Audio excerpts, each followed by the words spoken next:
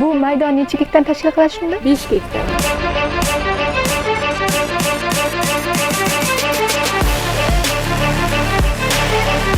Bitgacha terim bo'ladi. 15 kishi teradi. Ularning navi alba deyiladi. Boshqa navlarga nisbatan yirikroq bo'ladi. Shakliga, yirikligiga qarab narxlar oshib boradi, to'g'rimi? Kunlik hisoblasak, 1 tonnadan ziyodroq terib hosil olamiz. Nechta yashik qadoqlaysiz bir kunda? 300 ta, 350 ta. Qulupnaylar nafaqat energiya manbai, balki katta daromad ham olib keladi. Qoraqalpog'iston, Xorazm, Samarqand, Buxoro, Toshkent viloyatlariga eksport qildik. Ayni vaqtda bog'da terilgan qulupnaylarimizni qadoqlash ishlari amalga oshirilyapti. Abbos aka, bu qulupnaylar boshqa qulupnaylarga qaraganda katta, bularni navi qanaqa? Bularning navi alba deyiladi. Bu boshqa navlarga nisbatan yirikroq bo'ladi. Boshqa navlari kleri bor, boshqa navlari bor.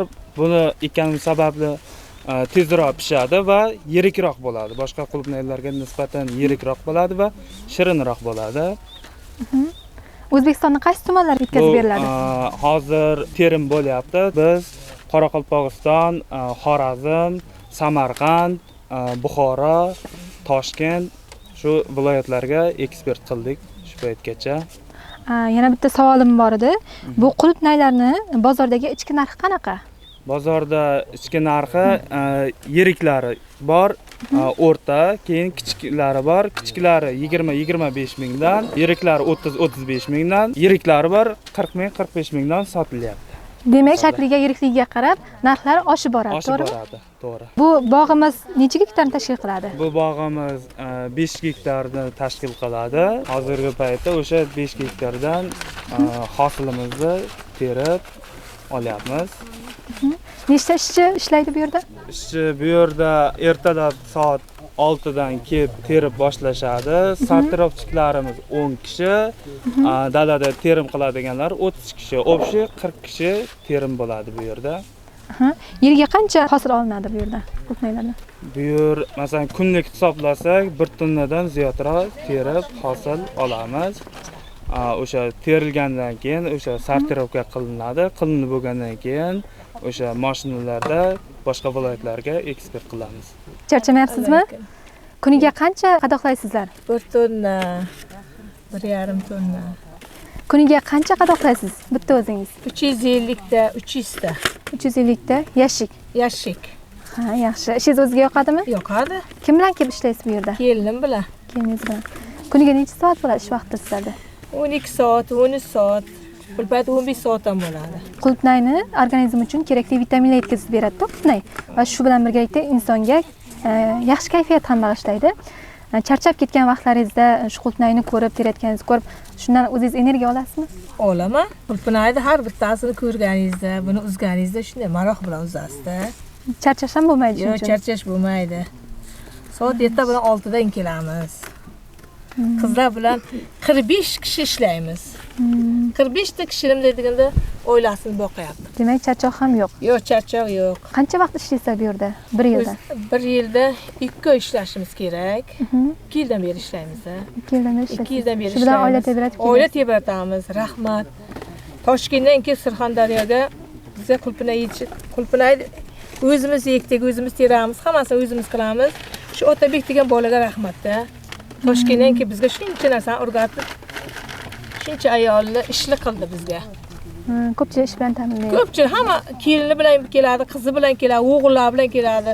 Terim ko'p bo'lganda o'g'illarimiz ham kelib teradi, toshadi, savatlashadi.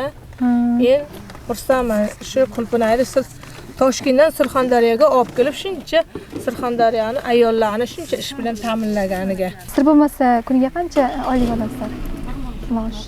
Bir xil soatimizni qarab, soatimiz 15 mingdan, bir pay 200 bo'ladi, 220 ham bo'ladi, 190, 180. Ja bo'lmaganda 10 soat bo'lsa 150 ming bo'ladi. Rahmat. Hosilga baraka. Bizga baraka. Hormanglar. Salomat bo'ling.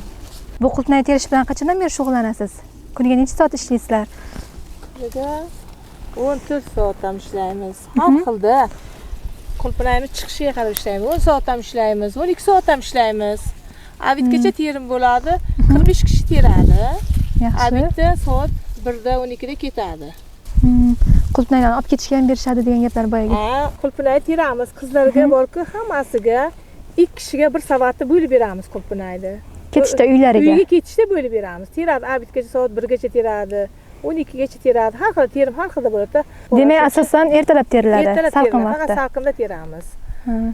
Bu maydon necha gektar tashkil qiladi shunda? 5 gektar. O'tgan hosili 2 oy terganmiz. Hosil tugagandan keyin bu qishi bilan, kuzi bilan, bahor qoladi. Keyin yana bu yil bahorda yana buni teryapmiz. Bu yil ikkinchi yilimiz. Bizga Toshkentdan Otabek degan bola, fermer bola, o'tgan hektarda o'tgan terdik, hosilni oldik, zo'r qildik.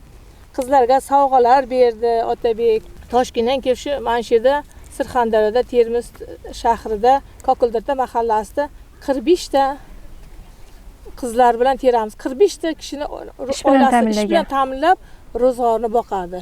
200 ming, 190 ming, 180 ming, 90 ming har xilda shu ishimizga yarasha Oylik olyapsiz. oylik olamiz. Kunlik beradi. Shuni terim tugaydi. Shuni o'tirib brigadamiz bor. Shobirdieva Dilbar, meni singlim bo'ladi. Qizlarni hammasini pulini joy-joyida beradi. Otabek beradi, Otabekdan brigadamiz oladi. Brigadamiz olib, kunlik soatma-soat beradi. Shu bilan oila tebratyapsiz. Shu bilan oila tebratamiz. Otabekka rahmat. Toshkentday joydan kelib Surxondaryoga shunday qulupnayni yekib bizni yetishtirib, shunday bizni ro'zg'orimizni obod qilyapti olganda. Ro'zg'orimiz bu shu bilan, qulupnay bilan. Rahmat. Qulupnaylar nafaqat insonga katta energiya beradi, balki katta daromad manbai ham hisoblanadi. Biz qulupnaylarni tergan holda Termizning boshqa tumanlariga yo'l olamiz.